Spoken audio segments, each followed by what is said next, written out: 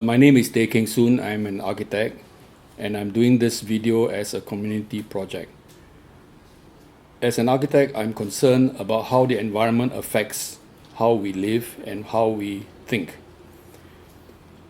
Winston Churchill once said a very important point, and that is that first we build the city, and after that, the city builds us.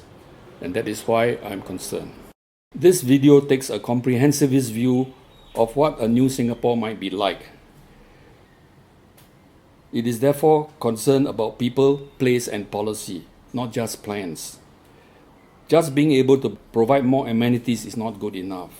This is why what Lao Tzu said is a paradox, but very true. When a government is too efficient, the people become somewhat deficient. Singapore has experienced tremendous development over the last 5 decades, but the energy of the past 5 decades has somewhat peaked. We need new energy. Becoming more intelligent is the most important thing for the next stage of Singapore's development. Our kiasu and kiasi mentality has to change. The important way to do it is to reconnect the head, the heart, and the hands. Therefore, we become a more complete people. The world is entering a very crucial phase. Everywhere there are crises: climate crisis, financial crisis, terrorism, social unrest, mistrust of governments. We are in a very serious phase in which we need to develop a new way of relating to each other, build up more confidence in the government, confidence in each other, and confidence in ourselves. This video is about how Singapore can reach the next stage, that is Singapore version 2. We have completed Singapore version 1. We now need to move to a new version. We are not talking about evolution. We are not talking about revolution. Revolution is too destructive. We are talking about transformation. We are talking about changing from a fearful and anxious people into a creative, productive, and happy people. That is our future. How do we get there is the challenge. Therefore, we need to think of a new version of Singapore, moving away from Singapore version 1 to Singapore version 2, a more creative version.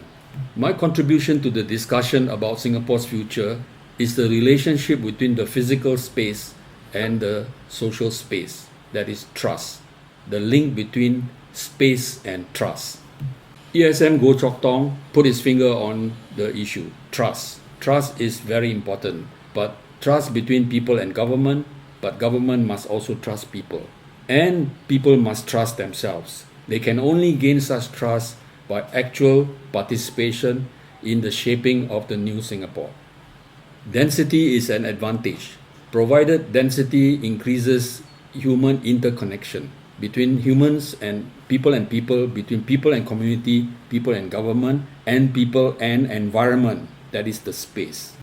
If we look at an existing HDB estate, it consists of neighborhoods with their own little neighborhood centers. These are the neighborhood centers, and then there is a town center. As an organism, it is rather primitive organism. It's livable, it's workable, but it doesn't have a high level of functioning. To have a high level functioning organism, you need a nervous system.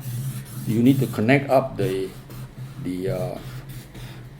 centers to form a network of intelligent interconnectivity, right? And along the network, right, you need to bring in the schools. The existing schools are out here. What we need is to bring the classrooms right into the nervous system itself, so that it coexists with the civic functions, the community centers, the commercial, and the other social amenities. So this is how we convert the entire housing estate into an intelligent organism that is interconnected with the rest of the island, and all together forming the island as a brain. This is the shopping street, which is a wonderful place, not just for shopping, but for information. Imagine schools, imagine community centers, imagine startup businesses along the street. This is the future of Singapore. This is the smart street. This is the central nervous system. All high-functioning organisms require a central nervous system. Indeed, without the central nervous system, the organism cannot function at a high level of complexity. Amoebas are alive, they can reproduce, they can move, but they are not smart. Human species is the smartest of all organisms because we have an extensive central nervous system that is able to process huge amounts of information and diversity of information. I did a studio with my architectural students. We took an existing housing estate, that is the Bukit Panjang housing estate, and we analyzed it and we inserted into it a central nervous system, which has the schools, the new classrooms, even a nursing home, hostels for international visitors, a hotel, a business park for startup businesses, and so on. The central nervous system is enhanced by the peripheral nervous systems, which connect to existing shopping facilities, community centers, and the schools. If every classroom is reduced to 20 students per class, which is the direction we should go, then teachers can pay more attention to the weaker students. Then we need double the number of classrooms in Singapore, and probably double the number of teachers as well. Where are we going to put them? The proposal here is to put them along the central nervous system and the peripheral nervous system so that schools and school children and teachers become the center of the community. And we mix the school facilities with the shopping and the workplaces. We also integrate them with the community functions. Community centers should become network community centers and not point locations. Different facilities of the community centers should be distributed along the central nervous system. And then we also should insert into it cultural facilities, art galleries, museums, music performance spaces, etc. So together, all these functions, educational, commercial, community functions, civic functions, cultural facilities, all together constitute the everyday environment of everybody. Everything within a 25-minute walking distance from where you live. This is the central nervous system. This is the future of Singapore. We will now look at, in greater detail, some of the ideas produced by my students.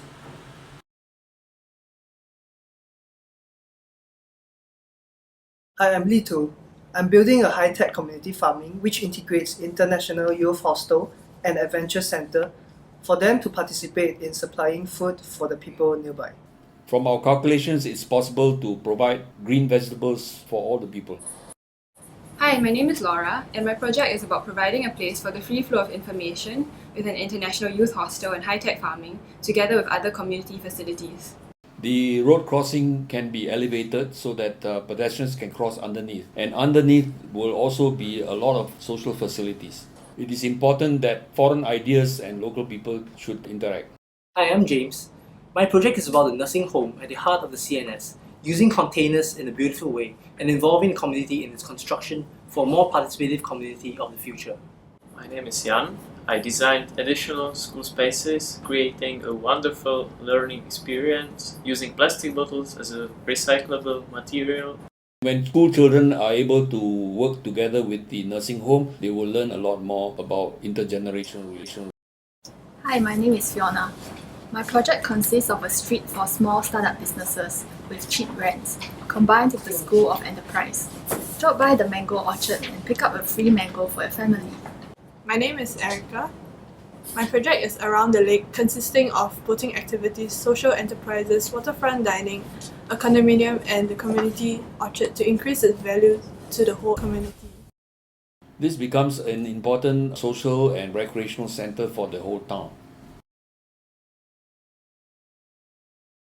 Hello, my name is Pei Ying, and I'm from China. I want to build a theme hotel and a hotel training school together with a dining hall with live show over the naturalized canal, which can generate public place with good landscape for the community.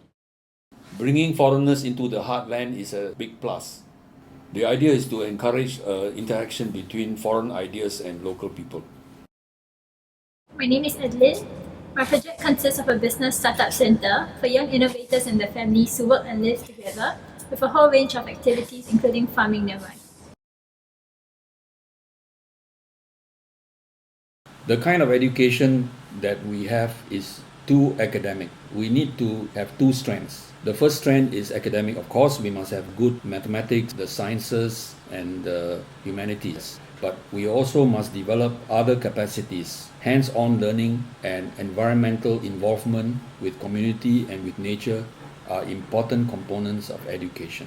Learning by doing is a very important component. We have too much abstract learning. We need to be able to have physical learning as well. My own brother, Dr. Teh Eng Soon, made strenuous efforts in the past to increase the number of polytechnics and ITEs, not just the universities, because he believed, and I believe with him, that there are multiple intelligences in our society which we need to enhance.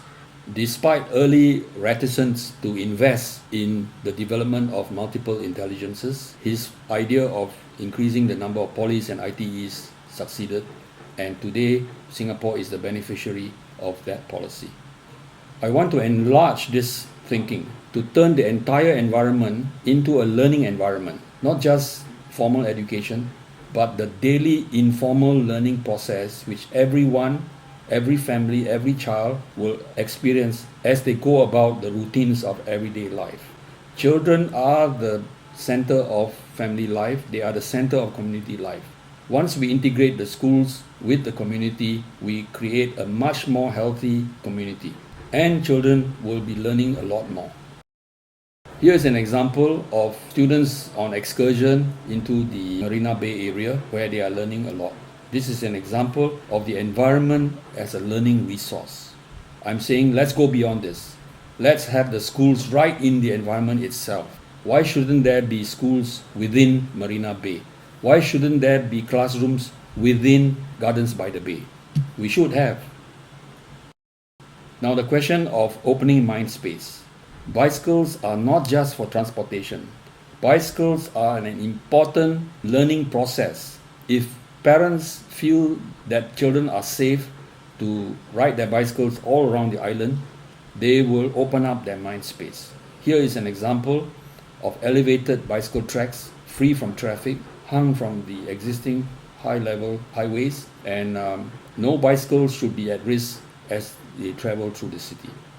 Covered walkways within the housing estates can be double function, riding above and pedestrians below. Bicycles at 3 meters above ground, when they cross the road, they rise up to 4.5 meters, a rise of only 1.5 meters, easily done. And this would mean that the bicycle system for fast riding can be completely separated from slow riding, which is at ground level.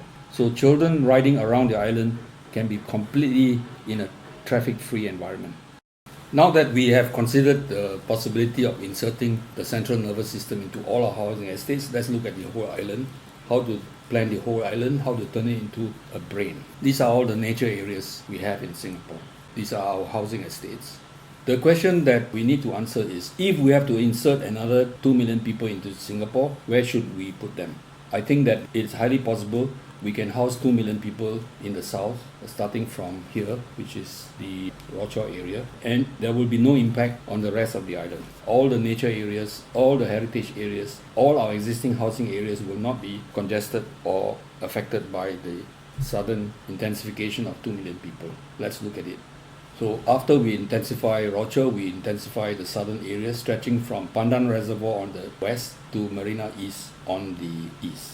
As we intensify in the south, we also have inserted the central nervous system into every housing estate. Then we link up all the housing estates by bicycle tracks, and then we link all the bicycle tracks to the park connectors. And together with the highway system, the road system, and the MRT, we have interconnected the whole island. The island now becomes a brain, totally interconnected, totally interacting. That is our future. Here is where we need to reconsider our planning methodology itself. Our planning methodology is based on 2D planning. We need to move to 3D planning. Morphology is the way in which we consider the amount of floor space in relation to the land space. These are some work by my students at NUS. Using the same amount of floor space is able to produce many different kinds of spatial arrangements at exactly the same density and the same floor space. The important issue for Singapore is what is the total amount of floor space per person in terms of housing, workplaces, schools, shopping centers, everything. In Singapore, my guess is it's about 50 square meters per person. And this coincides very closely to Fairfax County, which is considered as the most successful county in the United States in the Washington metropolitan area. It has about 50 square meters as well. So it's comparable to Singapore. This is the Singapore Master Plan. It is based on 2D planning. 2D planning is zoning. It zones where the housing should be, where the factories should be, where the town center should be, where the central business district should be. It is based on the idea of separation. We need to change to integration, not separation. For example, this is the central business district with all the banks. The moment we have commercial centers centralized in one area, 60 to 70% of our total population moves to the city center. This is where we have a traffic congestion problem. This is an example of high density housing where by stacking we can produce a lot of open space on the upper floors. These are our traditional shop houses where you live upstairs and work downstairs. This model is something we can emulate and develop further on a big scale. For example, this is what we have done for Marina East. We have a 6-story non-residential podium and a residential podium on top. So you live upstairs, you can work downstairs, shop downstairs, and do all the commercial functions downstairs. The rooftop of the entire podium block is a huge garden. Applying that principle across the entire southern area, we can house 2 million people, a fraction of the total land demand of Singapore. Theoretically, if we can do this for the rest of the island, we can house 6 million people and have a huge amount of open space. That is the implication of 3D planning and 3D zoning. By way of example of the southern intensification, we took Marina East to figure it out in greater detail. Now let's look at the stacking. We have the ground plane for vehicles. Immediately above that is the community deck, which has the central nervous system that connects everything up. Then you have this 6-story podium that is the retail, workplaces, civic and cultural facilities and so on. And then above that, we have the landscape roof deck that connects all the blocks. And then you have the vertical schools and you have the vertical housing. So that constitutes the entire development.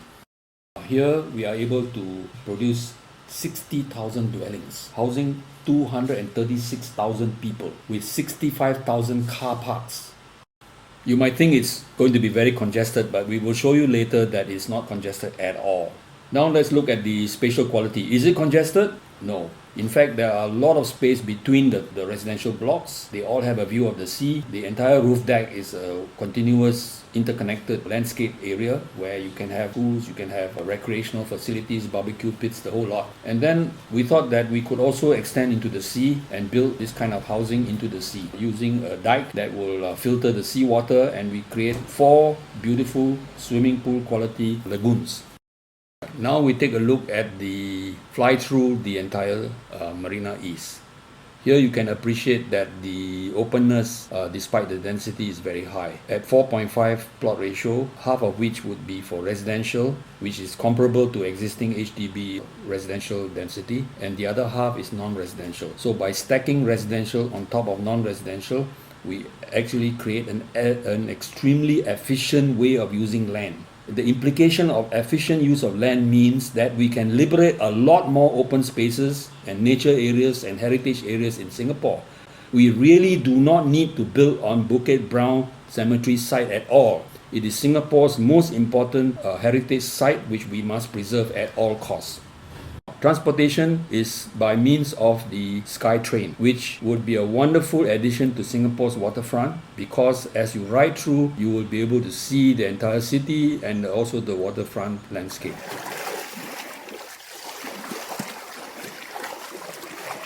It is efficient, it is economical, it is integrated with the development itself. It is the only system that can cross large water bodies and therefore becomes extremely useful and valuable as a landscape resource of Singapore.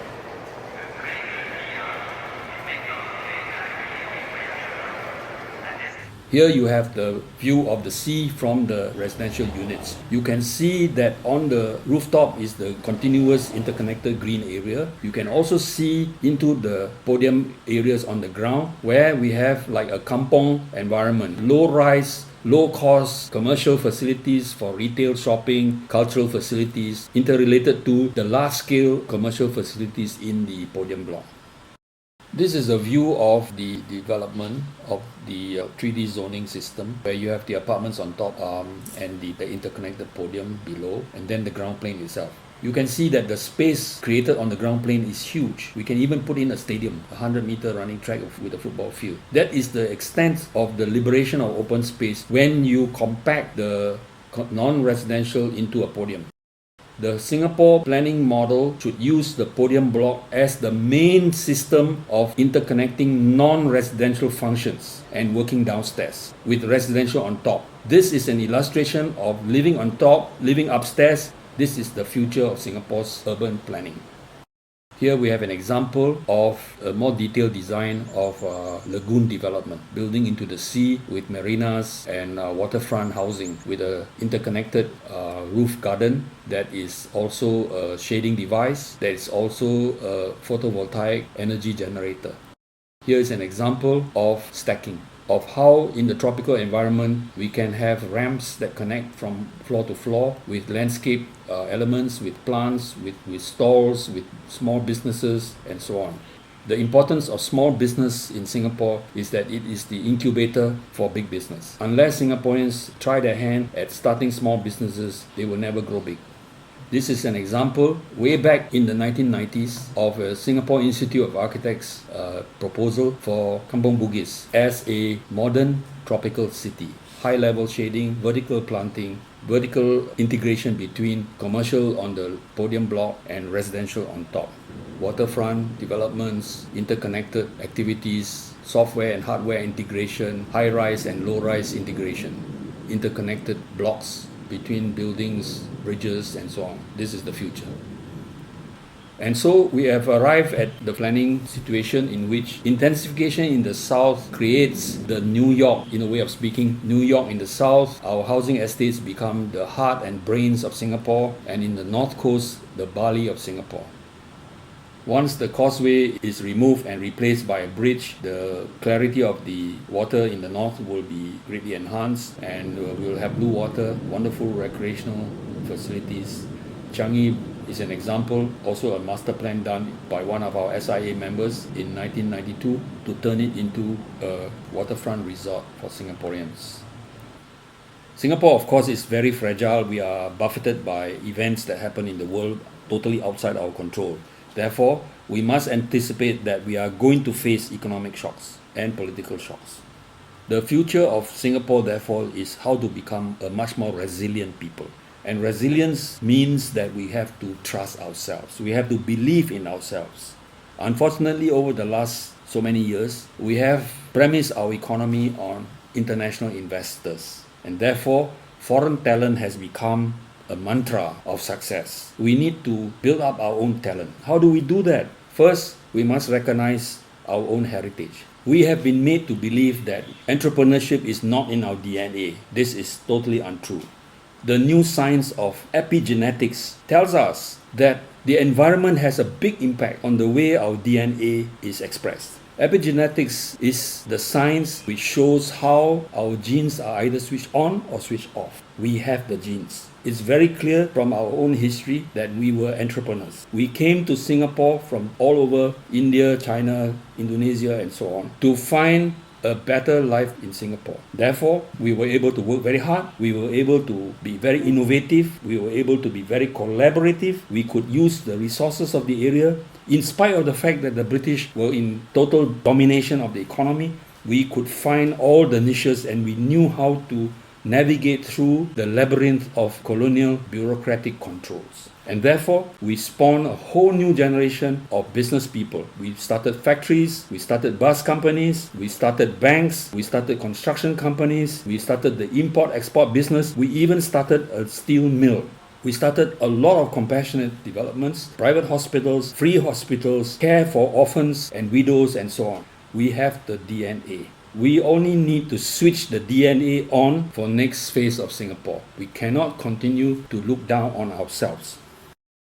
We get encouragement from the example of Mondragon in the Basque region in northern Spain. The Basques are extremely innovative and self-confident people. They are indeed the Hakka of Europe. 100,000 factory workers own their own factories. Since 1950s, they developed their own businesses which they run themselves. They employ managers. They hire and fire managers. They have the innovation. They own their own bank by now. They own their own university. They have their own schools, their own healthcare system, their own CPF. Nobody gets retrenched. They get retrained by their own technical education system for new jobs. As the economic challenges impact on them, they are able to adjust. They even have high-tech businesses, not just low-tech businesses. They are able to supply high-tech machinery even to Germany. This is really an example we can emulate. So the future of Singapore in version 2 is to create an environment with the right policy, with the right planning, and the right belief in people and people believing in themselves. That is our future. That is how we are going to survive and thrive in an uncertain world. And in that process, we integrate the mind, the heart, the head, and the hands. We need thinkers that have heart. We need doers who are also thinkers. And everybody pulls together for the future. This is the challenge of version 2. I like to close with two references. One by a Singapore poet who saw Singapore as the abode of stars. As he sailed in from China in a junk, he came to the harbour and saw the twinkling lights of the city and the boats. And this is when he coined the term Sin Chu, meaning the abode of stars. I also like to conclude with a quotation and a reference to Lao Tzu. I'm reading an interesting book entitled Walking the Way, 81 Zen Encounters with the Tao Te Ching. This is what Lao Tzu has to say. What is well planted, you might as well say what is well planned, is not uprooted or not needing to be upgraded. What is embraced fully does not slip away. It is honored generation to generation without end. But he continues that this type of planning comes about through the study of the self in the self. We have to study the family in the family, study the community in the community, study the nation in the nation, and study the world in the world. And this is what he means by the way. And through the way, we set up the central nervous system. The central nervous system is the way. And through it, the well-being of our society. Thank you.